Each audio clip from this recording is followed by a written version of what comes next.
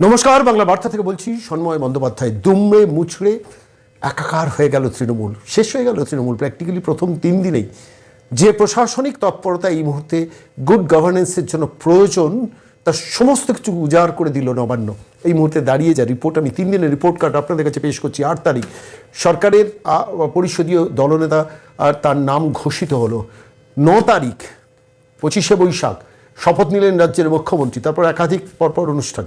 10 তারিখ কাঁথি এবং তারপর জনসংযোগ, এবং তারপর 11 তারিখ সরাসরি নবান্নে গার্ড অফ অনার, এবং তারপর এক এক করে প্রশাসনিক বৈঠক। 12 তারিখ চলে গেলেন অসম, ফিরে এসে প্রোটেম স্পিকার। 13 তারিখ বুধবার গতকাল একাধিক সিদ্ধান্ত। তার আগে 11 তারিখ যে ক্যাবিনেট মিটিং হয়েছে, তারপর বেশ কিছু অত্যন্ত গুরুত্বপূর্ণ সিদ্ধান্ত সেখান থেকে ঘোষিত হয়েছে। আমি রিপিটেশনে যাচ্ছি না সেগুলো, কিন্তু 13 তারিখটা আমার কাছে মনে হচ্ছে 3 দিনের প্রশাসনিক তৎপরতার সব থেকে ভাইটাল ডে। তার কারণ সেই 13 তারিখ বুধবার দিন সকাল 11টার মধ্যে তিলজলায় যে মৃত্যুকাণ্ড হয়েছিল, একটি অত্যন্ত দুর্ভাগ্যজনক একটি ব্যবসায়িক প্রতিষ্ঠান, আনঅথরাইজড বিল্ডিং, সেখানে ব্যবসা চালাচ্ছিল এবং সেখানে দমবন্ধ করার পরিস্থিতিতে 2 জন মানুষ মারা যান, 2 জন ভেন্টিলেশনের। ঠিক সেই পরিস্থিতিতে সকাল 11টার মধ্যে বুধবার দিন রিপোর্ট চেয়ে পাঠানো হয়েছিল 5 সদস্যের কমিটি করে। তারা তিলজলা গিয়েছেন, সেখান থেকে রিপোর্ট নিয়ে এসে প্রশাসনের কাছে জমা দিলেন, এবং তারপর শুভেন্দু অধিকারী দুপুর 2:30টার সময় প্রেস কনফারেন্স করে বললেন যে পুরো 5তলা বিল্ডিংটা অবৈধ, তার বিল্ডিং প্ল্যান নেই। পাশের 5তলা বিল্ডিংটা, সেখানেও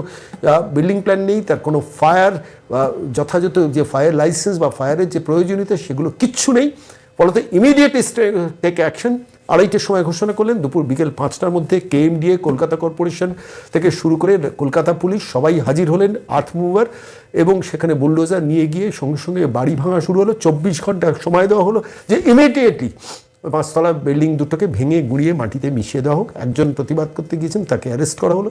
ঠিক সেই পরিস্থিতিতে দাঁড়িয়ে আমি খালি ভাবছিলাম যে শেষ পর্যন্ত পশ্চিমবঙ্গে বুলডোজারটা এলো, যে বুলডোজারের নিয়ে যোগী রাজ্যকে বারবার বাপান্ত করে রাজ্যের কিছু তথাকথিত মিডিয়া, তথাকথিত কিছু এলিটিস্ট গ্রুপ অফ পিপল শেষ পর্যন্ত এই পশ্চিমবঙ্গ বুলডোজার দেখলো, আর্থমুভার দেখলো।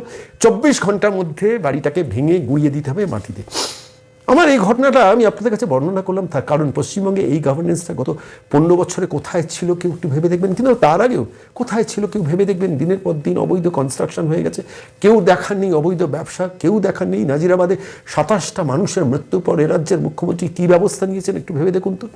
তার প্রেক্ষিতে দাঁড়িয়ে আমি তিলজলার ঘটনাটা ভাবছিলাম যে 12 ঘন্টার মধ্যে তার রিপোর্ট, এবং সেই রিপোর্টের ভিত্তিতে দুপুর 2:30টাতে প্রেস কনফারেন্স, বিকেল 5টাতে ভেঙে গুঁড়িয়ে দেওয়ার নির্দেশ, এবং 24 ঘন্টার মধ্যে সেটা কার্যকরী করার জন্য এন্টায়ার অ্যাডমিনিস্ট্রেশন নামলো। তার মধ্যে কলকাতা পুরসভা নামলো, যে কলকাতা পুরসভা ববি হাকিমের দখলে, কিন্তু সেই কলকাতা পুরসভাও নামতে বাধ্য হলো। বলার তো কিছু মুখ নেই, কি বলবেন গিয়ে। আমি ভাবছিলাম যখন আর্থমুভার বুলডোজার গেছে ভাঙচুর শুরু হচ্ছে, তখন মমতা বন্দ্যোপাধ্যায় ববি হাকিম নাটক করতে যাবেন। রিস্কটা নেননি কেন?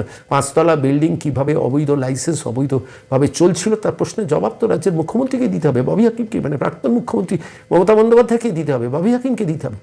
ফলত এই পরিস্থিতিতে দাঁড়িয়ে বাংলার মানুষ কিন্তু খুশি। আমি আবার বলছি, বুলডোজার চালানো তিলজলায়, এই বুলডোজার চালানোর এফেক্ট কিন্তু জনমনে একটা ছাপ ফেলেছে। কী কী ছাপ ফেলেছে আমি খুব সংক্ষেপে কয়েকটা কথা বলি। যে দেখুন, মেসেজটা গেল যারা এই ব্যবসা, যে এই অবৈধ ব্যবসা করবে, যারা অবৈধভাবে বিল্ডিং তৈরি করবে, এক শ্রেণীর ব্যবসায়ী, এক শ্রেণীর প্রমোটার, এক শ্রেণীর উচ্ছৃঙ্খল মানুষ, এবং সবথেকে বড় কথা আমার যেটা মনে হয়েছে, একটা প্যারাল ইকোনমিকে ধ্বংস করে দেওয়া হলো। প্যারাল ইকোনমি বলতে কী বোঝাচ্ছি, যে 5তলা বিল্ডিংটা হয়েছিল, কলকাতা পুরসভা তো লক্ষ লক্ষ টাকা ট্যাক্স পেতে পারত বিল্ডিং প্ল্যান সাবমিশন করে পাশ করিয়ে নিতে গেলে।